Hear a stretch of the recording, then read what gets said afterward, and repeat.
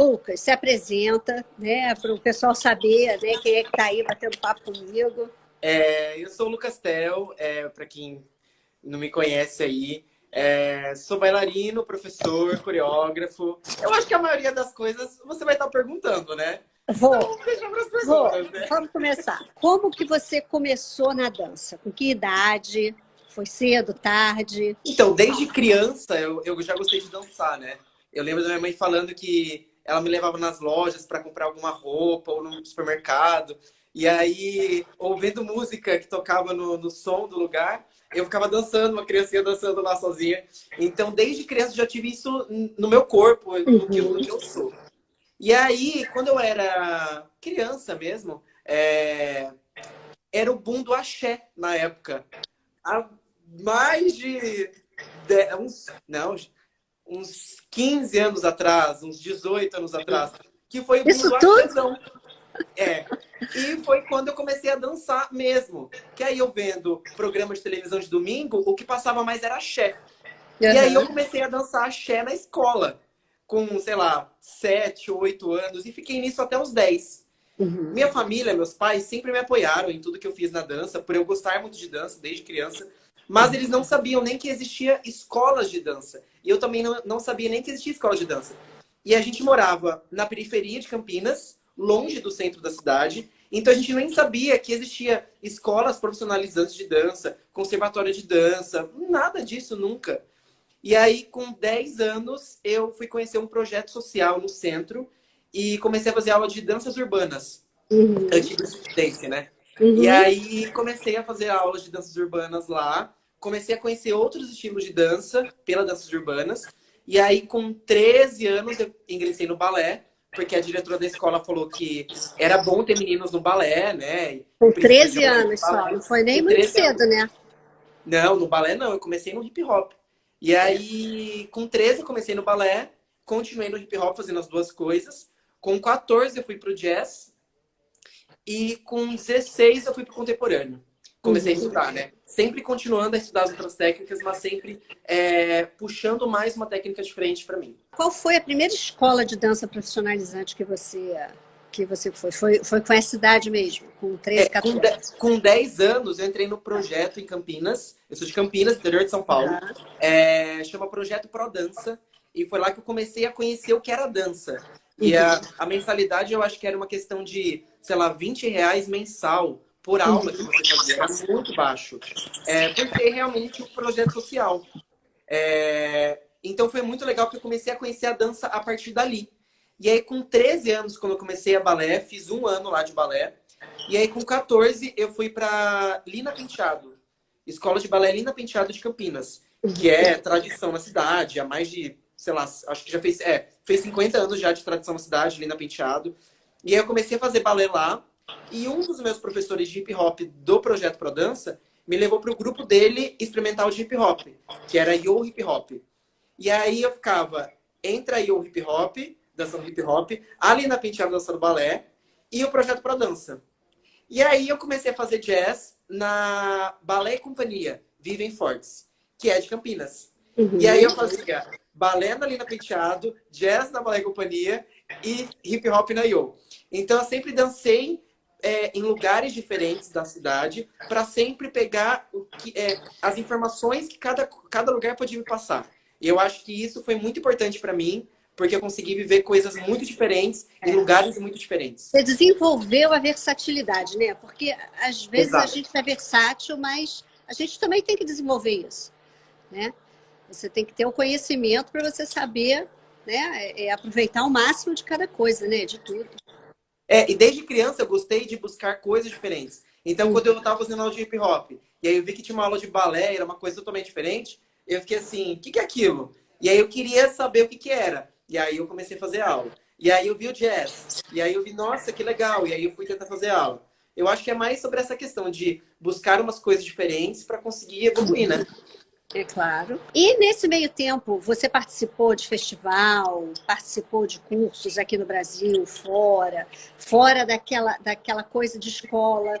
É porque assim, a escola é muito bom, né? porque te dá um início e tal, mas você precisa ver o que acontece lá fora, né? Em outros lugares, em outros estados, em outras escolas, em outros países. Você teve essa chance de fazer isso? Eu sempre acreditei que quanto mais informações a gente tiver e mais vivência, a gente vai conseguir agregar mais a nossa arte, a nossa dança, a nosso profissionalismo.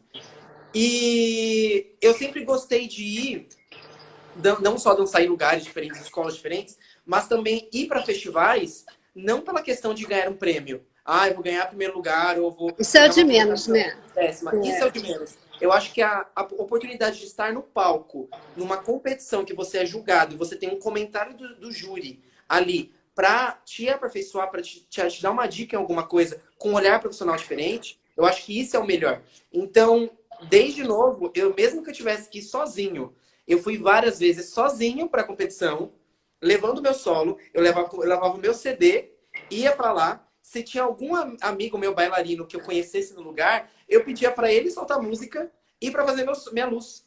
Porque às vezes eu ia sozinho. Porque tinha uma competição, não sei, longe ou whatever, e eu falava, eu quero ir. Então, desde sempre, eu coloquei essa questão, eu vou fazer, independente como seja. E eu ia com meu CDzinho, ia lá, a música é isso, eu entro no palco, solta. Ou eu tô fora do palco, solta. Então, é engraçado porque muitos amigos me ajudaram nessa coisa do tipo assim, quero dançar, quero pegar essa oportunidade, quero pegar essa experiência, mas não tem quem esteja do meu lado para soltar o som às vezes. Claro, Então, é claro. muito legal que, tipo, desde sempre eu falei, eu vou fazer, então eu vou fazer. E isso me engrandeceu cada vez mais. E aí eu fui para vários festivais no país, como solista principalmente. E aí eu ganhei uma bolsa de estudos para estudar na Alemanha. Nossa. E aí eu fui para a Alemanha pela Ballet Companhia de Campinas, a escola da Vivian Fortes. Eles me deram essa oportunidade. Fui para lá estudar. Meu visto já estava todo certo de estudo para eu ficar lá. Eu tinha 20 anos, 19 ou 20 anos. 20 anos, eu tinha 19. E aí eu fui para lá com toda a papelada certa do meu lado. Mandei para a escola, mandei para o consulado e tinha alguma coisa que parece que não engatava para aquele visto rolar de estudante. Mas beleza. E aí já deu um puta de um tempo que eu tava esperando e não acontecia essa resposta de lá, da Alemanha. E aí eu resolvi, entro como turista, resolvo meu visto lá e aí continuo lá estudando. Show. Conversei com a escola, conversei com o consulado e para eles estava tudo certo. Fui para a Alemanha, comecei a estudar, tive 1000 oportunidades na dança lá, cresci muito, fiquei 3 meses e meio. E aí nas últimas semanas eu descobri que meu visto não ia dar certo. Porque mudaram algumas leis na Alemanha nessa época, em algumas escolas. E a escola que tinha ganhado a bolsa não podia me dar visto. Então, eu estava lá como turista, o meu tempo de visto ia acabar e eu ia ter que voltar para o país assim. Então, toda essa oportunidade que eu tive de ir para fora foi um momento de crescimento na minha vida absurdo. E também chegar lá, estar tudo certo com dança, eu projetar que minha vida vai ser lá fora, trabalhando na Alemanha como um grande bailarino profissional, que é o sonho da maioria, né? Que faz fotos com você, que manda material para fora, que consegue oportunidade. E aí, tudo estava certo, coisas na dança incríveis estavam acontecendo comigo, eu estava recebendo muita coisa positiva, e aí, do nada, meu visto deu errado. E aí eu voltei para o país sem saber o que estava acontecendo. Mas todo esse processo foi incrível e eu cresci muito mais do que se só tivesse ficado lá e tivesse dado certo, sabe? Claro, lógico. E como é que foi a barreira da língua? Porque a Alemanha não é fácil, não. A Alemanha, né, o alemão é difícil. Eles falam inglês, tudo bem, mas assim, é complicado mesmo o inglês, né? Porque a gente só sabe que não sabe nada quando a gente vai para lá e precisa falar, né? Não importa se a gente estudou, se formou aqui, tá? Quando você chega lá, você fica, opa, eu achava que sabia, mas realmente, né, a gente não sabe muito, né? Acha que sabe, mas não sabe. A gente vai só, não vamos ver. Para mim é muito engraçado, porque eu não falava nada de alemão. E eu fui para Munique, é uma cidade, digamos, bilíngue, né? Não é uma cidade que fala só alemão, eles falam inglês fluentemente entre as pessoas. Só que o meu inglês também não era 100%. Era, tipo, 30% no máximo. Eu falava, tipo, básico e alguma coisa a mais. Então, a questão da barreira da língua também foi uma questão de crescimento para mim, porque eu tive que estudar por mim próprio, sozinho, na minha casa lá, para conseguir conversar com as pessoas. Eu não conseguia falar com as pessoas. E assim, como eu não tinha amigos na cidade, eu só tinha um amigo brasileiro, que foi ele que me deu a oportunidade. Ele era solista no Balé de Munique. E ele morava lá há 17 anos. E ele que me deu essa oportunidade, a bolsa e tudo mais. Que ele veio da mesma escola que eu, o Vlad. E eu só tinha ele de amigo. Só que ele também era muito mais velho que eu. E eu estava num outro momento da vida. Ele já tinha passado por toda a carreira, já estava como solista, se aposentando da companhia. E eu estava chegando para estudar e tentar as oportunidades das companhias. Então, eu não tinha muitos amigos lá. E o tempo que eu tinha de sair da escola era ir para casa. Então, o que eu fazia? Ficava em casa, no Duolingo, estudando inglês. Porque era como eu ia aprender uma língua diferente, que era o inglês, que era mais fácil do que aprender o alemão, para conseguir falar com as pessoas. Conversar, né? Porque dá um desespero, né? Você não conseguir se comunicar. Exatamente. Poder E falar, assim, conversar. a maioria dos professores davam aula falando inglês. E eu fazia aula de vários professores, enfim, cada um de estilo diferente. Mas alguns professores eram alemães, totalmente com uma metodologia antiga de cabeça, e na cabeça deles eles vão falar alemão, porque é a língua deles e ponto. Então, plié, plié, tandi é tandi, piruetas são piruetas. Mas a correção, a gente não entende. Então, foi muito doido também para uma questão de tentar entender o que ele está falando só pelo movimento do corpo dele. Porque a língua não entendia nada. Então, foi muito engraçado e enriquecedor. Porque eu cresci muito. E eu cheguei lá falando 30% de inglês e eu saí de lá falando, tipo, 70%. Conversando super bem, fluente com as pessoas. É isso. É muito bom, muito bom. E você sempre pensou em trabalhar, em viver da dança? Em trabalhar profissionalmente com a dança? Ou foi assim, eu vou ver o que dá, se der certo eu vou, senão eu mudo de área e tal? Ou você sempre quis dançar e viver da dança profissionalmente? Desde criança, né, como eu falei, eu sempre gostei de dançar. Mas eu sempre gostei de dançar de uma forma livre, uma forma minha. E aí, quando eu entrei no hip hop com 10 anos, eu comecei a estudar técnica do hip hop, mas é um estilo que é mais pro meu corpo, é mais, digamos, natural pro meu corpo. Não digo fácil, digo natural. Então, para eu me movimentar de uma forma no hip hop, era muito natural, então era gostoso de fazer.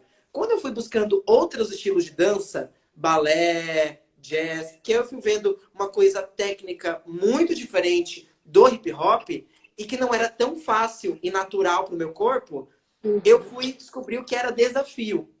E eu me apaixonei pelo desafio. Então, cada vez mais, eu queria me desafiar buscando um estilo de dança diferente. Então, comecei no balé e eu comecei a ver que aquilo era muito difícil para mim. Eu era meio gordinho, com as pernas toda grossa, uma bunda enorme, com as panturrilhas enormes. Então, assim, o físico não ajudava também. Então, é uma questão muito mais do que técnica do que física também. Esse desafio, para mim, sempre foi muito mais de me jogar para cima eu tenho que aprender, porque eu quero fazer isso e eu vou conseguir fazer isso. E aí, quando eu fui vendo que no Brasil, trabalhar com dança, com 14 anos eu tinha essa cabeça. Com dança de rua seria um lugar mais para ser ou trabalhar em shows, em eventos, dançar com uma cantora, ser professor, levar uma arte de uma forma. E sendo que no Brasil existem profissionalmente companhias de dança que trabalham balé, que trabalha contemporâneo, que trabalha jazz. Então, eu fui, já com 14 anos, com uma cabeça totalmente assim, eu vou para esse lado porque é mais difícil? Mas eu vou conseguir um resultado profissional que eu quero daqui a alguns anos.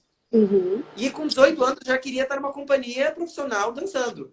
Sem noção que eu tinha que passar por muito mais anos para conseguir muito mais coisas e chegar lá. E isso é muito doido de imaginar. E aí, quando eu fui para fora, para a Alemanha, na minha cabeça, como a cabeça de vários bailarinos que fazem 1000 fotos incríveis com você e mandam as fotos como book para lá, a ideia eu vou para a Alemanha, eu vou para fora do país, para a Europa, dançar numa companhia, vou ser um bailarino incrível e minha vida vai ser... É isso que eu sempre quis. E quando eu cheguei lá, eu comecei a ver uma outra realidade, que é um ponto. Mas quando o meu visto foi recusado, eu tive que voltar para o Brasil, e eu voltei e vi a realidade do Brasil e a realidade que eu estava, eu tive que mudar a minha concepção do que, do que está acontecendo no mundo, do que está acontecendo comigo. Então, o foco de ser um bailarino profissional dançando na Europa numa companhia mudou quando eu cheguei no Brasil, totalmente desmotivado, desestruturado, porque eu projetei toda a minha vida para morar fora do país, e aí do nada tudo errado eu voltei. Sem dinheiro, porque eu investi todas as minhas economias para lá, vendia bolinho na escola que eu dançava, que é a escola que me deu a bolsa na Balé Companhia. Vendia bolinho para conseguir juntar dinheiro, fiz rifa, fiz tudo que bailarino tudo faz, né? E aí eu voltei pro país sem nenhum dinheiro e não tinha o que fazer. Eu tinha 19 anos, 19 anos, voltei para cá, não tinha mais trabalho, não tinha nada.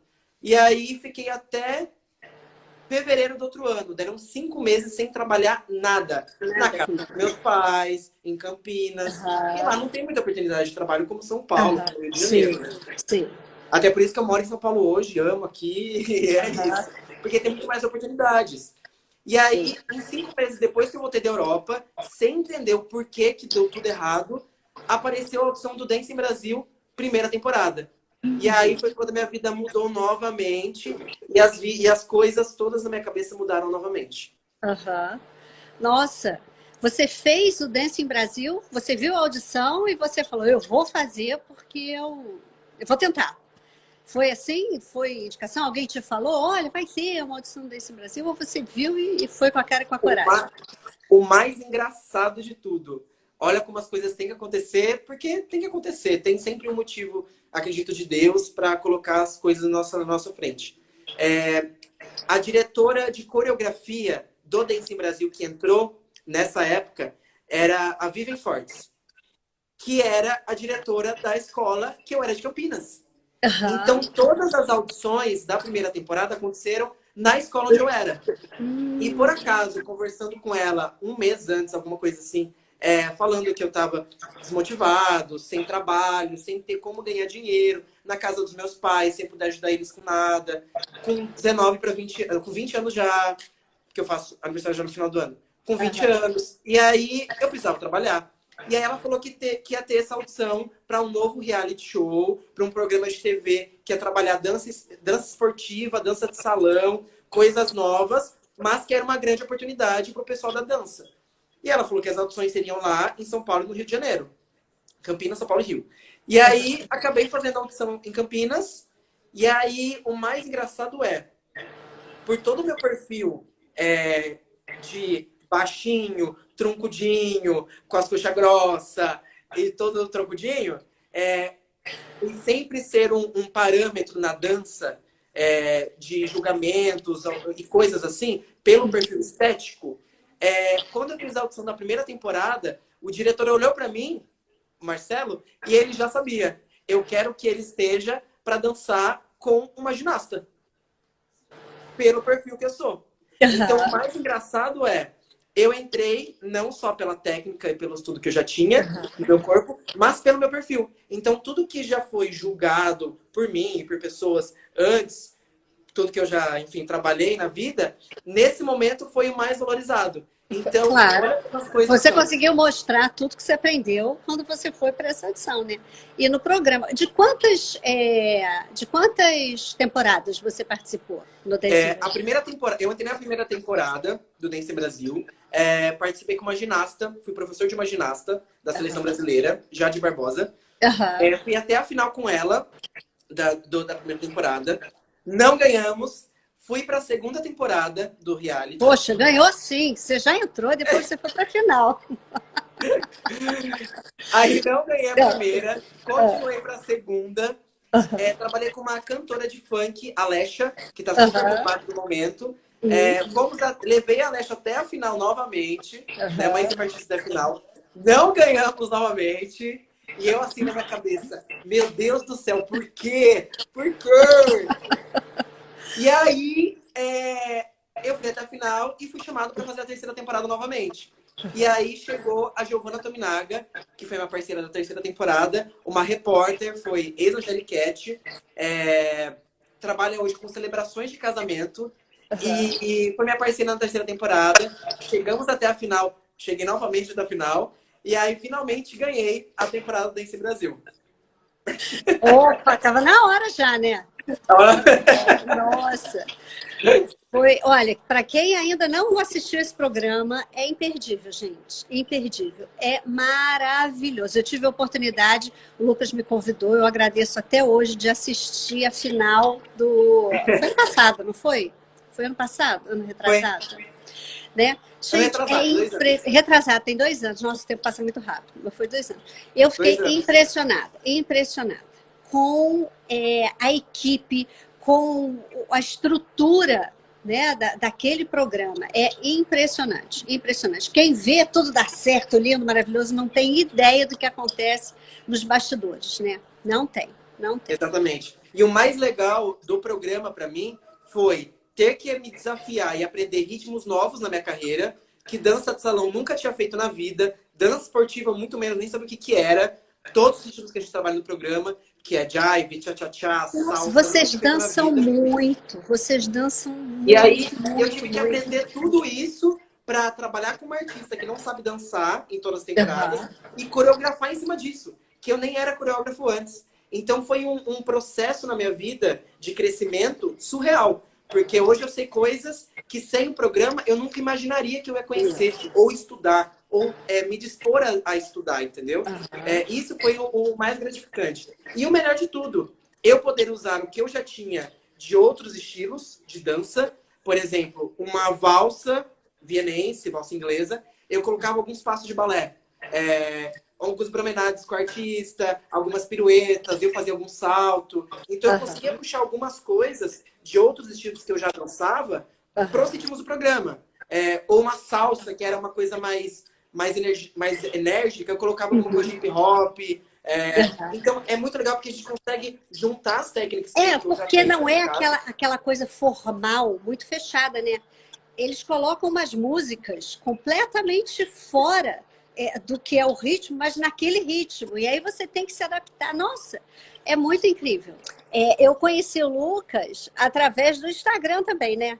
Que a gente vai se falando, um admirando o trabalho do outro, como sempre, né? A gente vai entrando em contato.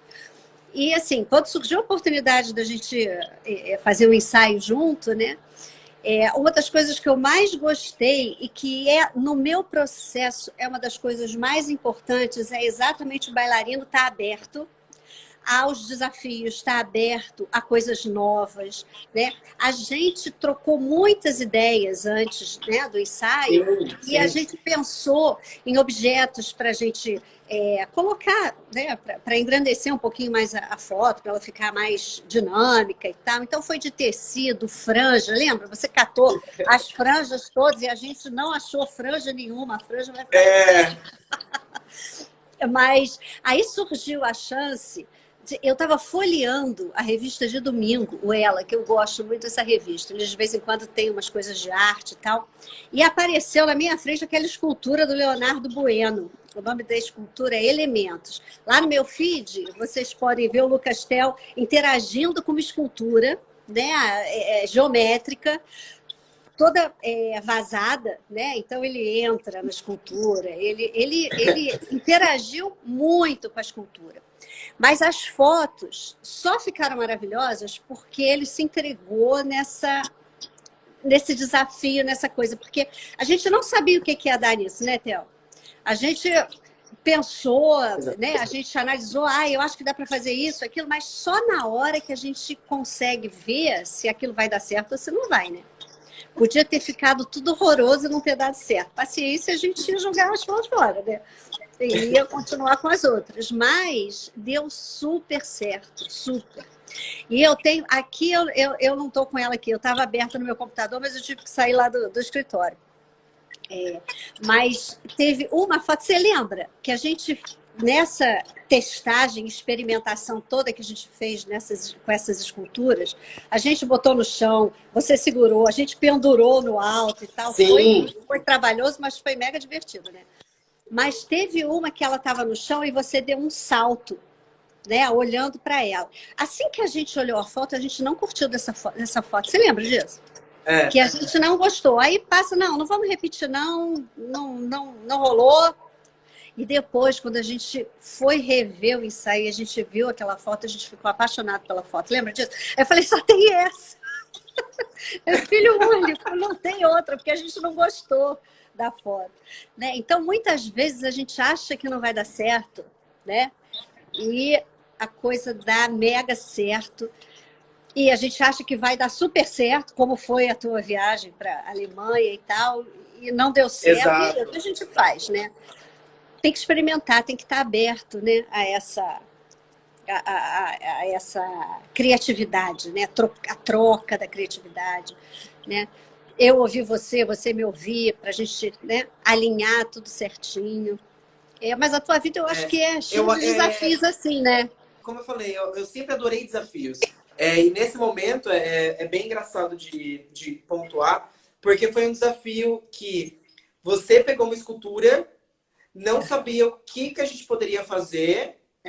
Eu disponibilizei meu corpo para a gente poder fazer uma junção das duas coisas, da foto com a dança ali para fazer essa arte, né? Mais que o corpo, a criatividade, né? A sua criatividade, que você foi olhando, você foi vendo o que dava para fazer dali, porque eu posso querer muito uma coisa, se você não tiver ali, eu não vou puxar nada de você, não tem como, né? Você que tem que estar ali na hora e disponível, né? Para fazer aquilo. Disponível, é exatamente isso. Essa ideia de se desafiar é o que eu estou trazendo para um novo projeto meu de aulas.